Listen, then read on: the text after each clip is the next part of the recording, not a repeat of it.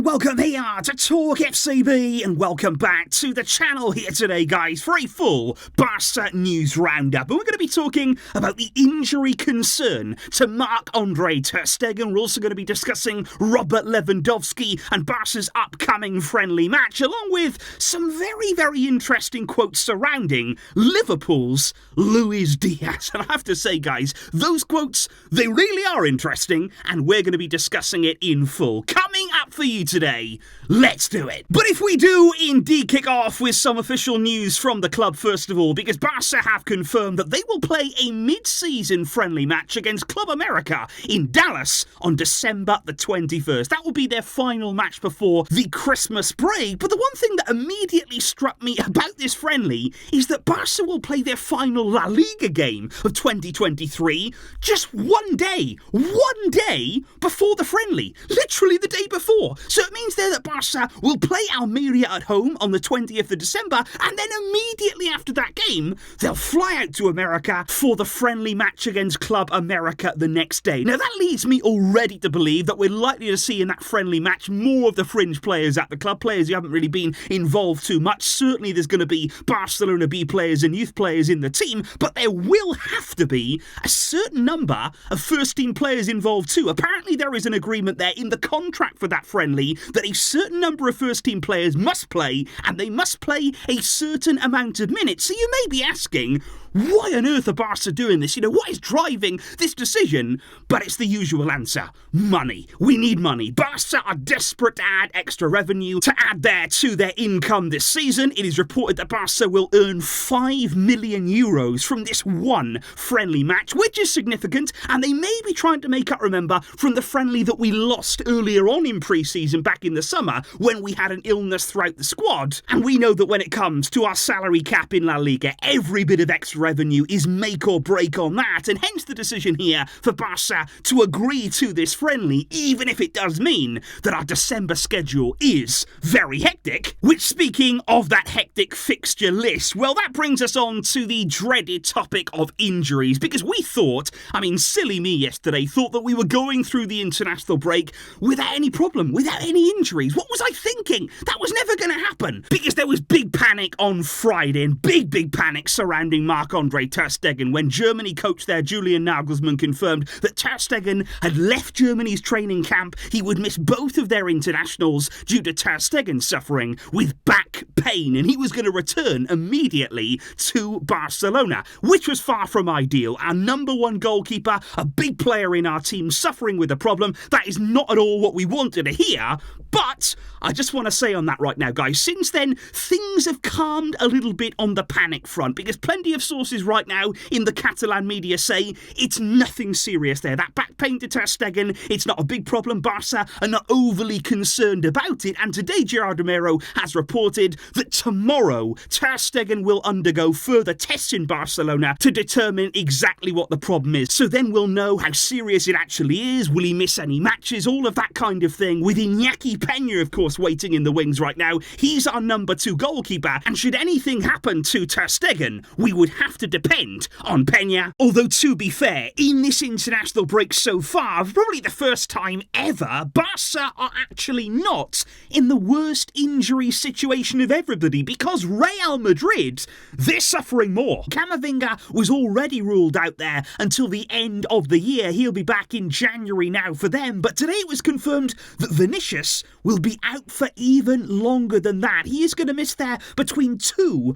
to 2.5 months of action. So that is a massive blow there to Real, and maybe that could be key in the title race. But that brings me on to Robert Lewandowski, because just as we're thinking right now about the constant demands on players, the relentless games that are coming their way for club and for country, I feel like what happened last night in Poland, it is worth paying attention to. It is worth talking about here, because after their draw against Czech Republic, Poland have now failed to qualify for Euro 2024 directly this summer, which, by the way, if you are Polish, I'm not celebrating that. I'm sorry for you. I know that you would have loved to have been there, and you still can. Poland can still qualify, but the only way they can do that is through the Nation League playoffs. But what I'm thinking about here is what that would hypothetically mean for Robert Lewandowski should Poland indeed miss out on that tournament, because it would mean in the summer of 2024 he'd get a full summer of rest. And after seeing, guys, how much the World Cup seemed to take out of Lewandowski, he struggled actually ever since that mid-season tournament to regain his sharpness. He really has. And given that he'll be 36 years old in August, I think him there having a summer off, having a rare break there for an extended period, that would certainly benefit him, that would certainly benefit Barca. Of course it would be unfortunate for Poland,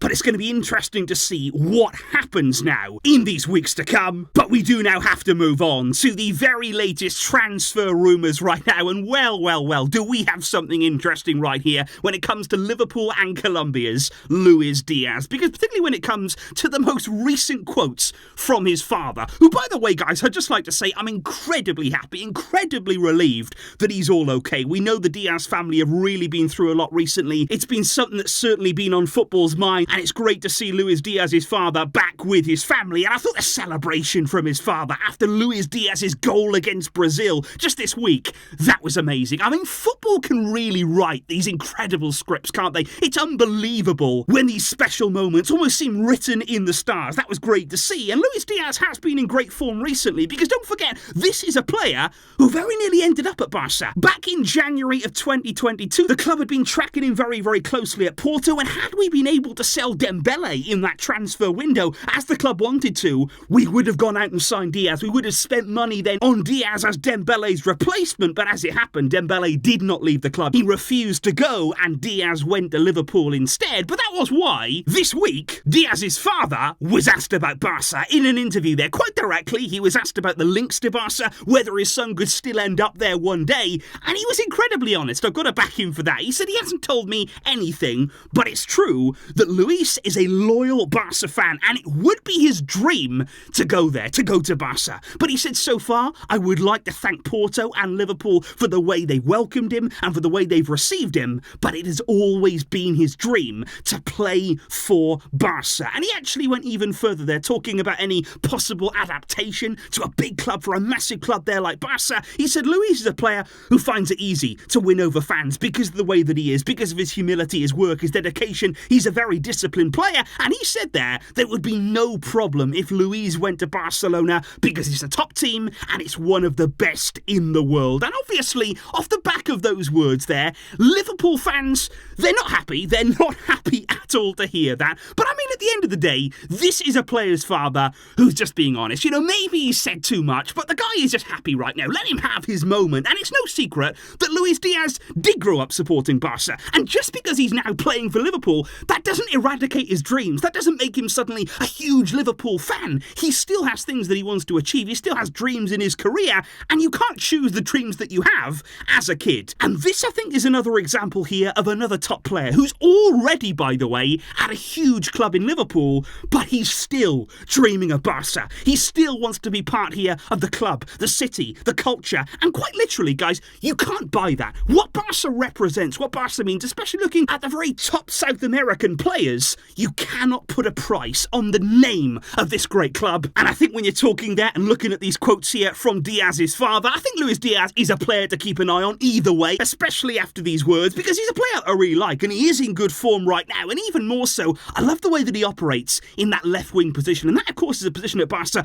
that we've really struggled to find any sort of answers in. So that is why I would still keep an eye on him. But he will turn 27 years old in January. His contract at Liverpool actually runs until 2027. So quite clearly, it wouldn't be easy. I'm not saying that at all. I'm not saying here it's likely to become a reality very soon. But those were interesting words, I thought there. A player's father expressing his love for Barca, his dream to play here. I always love hearing those words, especially for players who are currently playing at Premier League clubs. I've got to be honest, I just do. But that there, guys, is the very latest Barca news right now. And let me know, would you like to see Luis Diaz at Barca in a hypothetical situation? Do you feel as though he'd fit the club? Would he do well on the left-hand side? Hypothetically, how much would you be willing to pay for him if maybe he was really trying to make his dream a reality? Do let me know all of that down below. And also as well, on the other topics that we have discussed, what do you make of that friendly against Club America in Dallas 1 day